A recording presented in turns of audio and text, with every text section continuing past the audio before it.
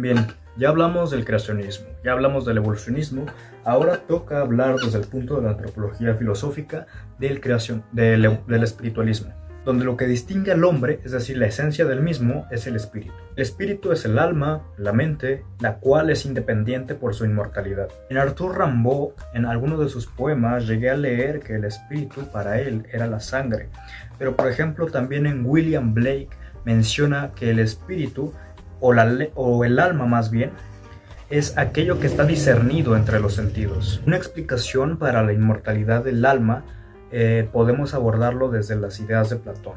Por ejemplo, el fuego y el frío. El fuego repele al frío. El alma es vida para el cuerpo, repele a la muerte. Por tanto, hay inmortalidad por la independencia al cuerpo. El alma tiene tres funciones. La primera es la intelectiva, que permite al hombre captar el mundo de las ideas. Está situada en la cabeza. Luego, la segunda es la irascible, que se almacena en el corazón y permite al hombre obtener fuerza o valentía. La tercera es la concupiscible, que está almacenada en el estómago. Entonces, el alma es inmortal, pero por ser inmortal también es perfecta, porque ha contemplado todo en sus varias vidas. Todo lo que conocemos no es conocer, sino un recuerdo de otra vida. Pero lo que tiene el alma es que se encuentra encarcelada en el cuerpo y logra liberarse cada que el cuerpo se muere. Entonces, la filosofía, para Platón, nos prepara para nuestras siguientes vidas, para entender la inmortalidad y no caer en el placer como muchos hedonistas hacen, y solo quedarse en un estado ignorante, es decir, los que creen que una vez muertos se acabó todo. Pero desde el punto de Henri Bergson, un francés del siglo XX, explica que el alma no puede reducirse a la cuestión corporal porque no puede explicarse fisiológicamente la creatividad de un pintor o de un poeta. Si alguno quiere explicarlo a partir del punto biológico, como la causa sináptica, entonces al ser un proceso que ocurre en todos los humanos, todos podríamos escribir poesía como Charles Baudelaire, Arthur Rimbaud, William Blake, Shakespeare. Contar con la inspiración de William Blake, de Hieronymus Bosch, de Buonarroti. No es el caso. No solo es un proceso sináptico, y eso en parte me suena a una crítica misma que hace, por ejemplo, Nietzsche y Goethe sobre la modernidad. Época de las luces, de los ilustrados, que explicaban todo a partir de la lógica socrática. Nietzsche, emputado, habla de que han caído en un error al seguir el método socrático al preguntarse qué es el amor. Dice Nietzsche, espérate, no son enchiladas. Nietzsche critica a la modernidad por el reconocimiento que se le otorga al hombre teórico, el racionalismo que busca ser objetivo. Porque nuestras artes poéticas han tenido que evolucionar a partir de imitaciones doctas. Quiere decir, ya hay una métrica, ya hay un qué es poesía y qué no es poesía. Ha introducido lo que Nietzsche en este libro del nacimiento de la tragedia llama una cultura trágica, donde la ciencia es la meta por encima de la sabiduría, porque es inútil reunir alrededor del hombre moderno toda la literatura universal, situarlo en medio de todos estos estilos artísticos y de los artistas de todos los tiempos, para que, cito textualmente, como hizo Adán y Eva con los animales, les dé un nombre. Él continúa siendo el eterno hambriento, el crítico, sin placer ni fuerza, el hombre alejandrino que en el fondo es un bibliotecario y un corrector y que se queda miserablemente ciego a causa del polvo, de los libros y de las erratas de las imprentas. En algún libro de Nietzsche leí sobre que en algún punto se llega al momento en el que tienes que dejar de leer y no obsesionarte con las lecturas, de pensar por ti y no enamorarte de las ideas de otros. El humano no es simplemente un frío duende del conocimiento, porque en todo esto, la embriaguez del pensamiento cede al torrente de la vida. No debemos acumular un saber ilimitado y confuso, porque seguiríamos siendo en nuestro interior todavía unos bárbaros. Pero ojo, si crees que esto aplica a tu cosmología en la frase ¿y yo para qué quiero saber tanto? O la ciencia no lo es todo, seguramente crees que esto lo justifica, pero no es así exactamente, porque te hace falta leer muchísimo más para no reducir algo que no entiendes a una frase que no tiene sentido.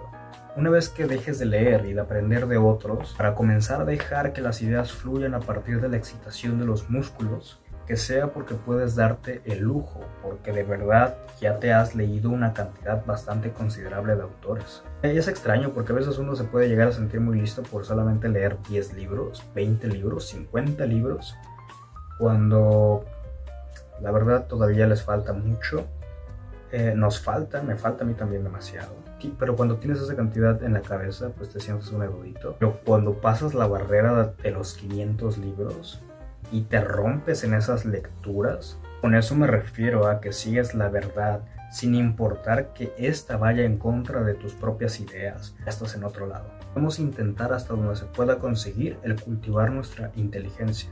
Y añado personalmente que el humano no solamente debe superarse físicamente o intelectualmente, sino también moralmente. Y continuando de no solo cultivar la inteligencia, también hay que impedir que se atrofien los estratos elementales para el alma, los instintos. Pero continuando con las ideas de Henry Bergson, todo lo que vemos es la capacidad creadora. Por ejemplo, una cámara, un celular hecho por niños taiwaneses en condiciones deplorables, producto de la capacidad del ser humano como esencia creadora. Y quizá alguien diga, no, sino por ciencia y lógica, es material.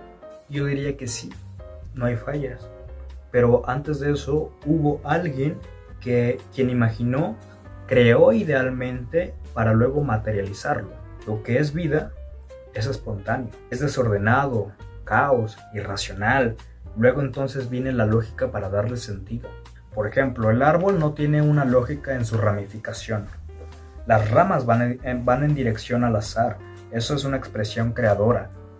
Como observar el mar y ver cómo choca con la arena y forma olas en un desorden. Luego visualizarlo racionalmente y verlo como algo bello. Entonces, para Henry Bergson, el espíritu es una fuerza creadora que permite la evolución a través de la creación.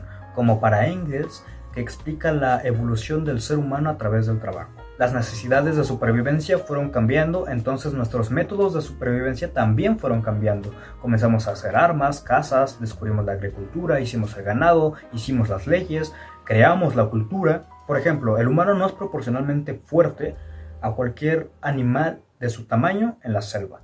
Por tanto, tiene que ingeniárselas haciendo un arma que pueda acabar con ese animal de su tamaño. Luego también tiene que hacer un brasero para poder masticar la carne de cualquier animal. Pero luego termina haciendo una casa porque tiene que esperar unas cuantas semanas porque descubre que si deja una semilla de ahí salen frutos de los cuales puede comer y ya no tiene que ir a recolectarlos muy lejos. Entonces cada una de esas actividades del ser humano permitieron su evolución cognitiva, pero también permitieron su evolución como un ser creador. Luego está Max Scheler, que es un contemporáneo de Henry Bergson, quien dice que una de las características del humano es su esencia, es decir, que su capacidad está en el espíritu. El ejemplo es la libertad que tiene el espíritu frente al orgánico. Por ejemplo, la adicción al alcohol, al cigarro, a las drogas, al sexo.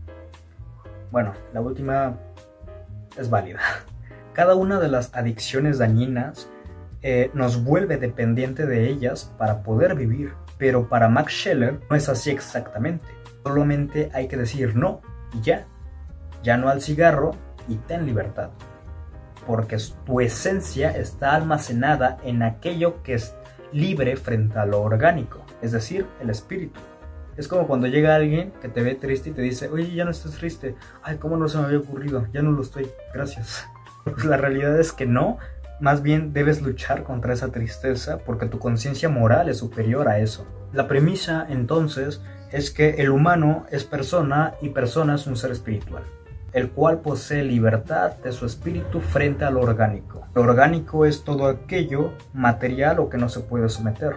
El humano, siendo así, no puede reducirse a una cuestión física porque si no, no tendría capacidad de hacer cambios sociales. Todo lo que vemos, pensamos, hacemos son meros reflejos culturales, provenientes del espíritu humano y por tanto es inmortal. No muere, sino que trasciende. Y con eso me refiero a las ideas. Que eso desde el punto de vista de la antropología filosófica sería el espiritualismo. Sí está un poco complejo, pero pues bueno, luego vamos a pasar a lo que supone el naturalismo. Así que si les gustó este video, pues denle like y pues comenten qué más tipos de videos quieren. Intenté hacer un video sobre los libros que he leído a lo largo de mis 20 años porque recién los cumplí y pues aquí tengo todo un desmadre. Así que bueno.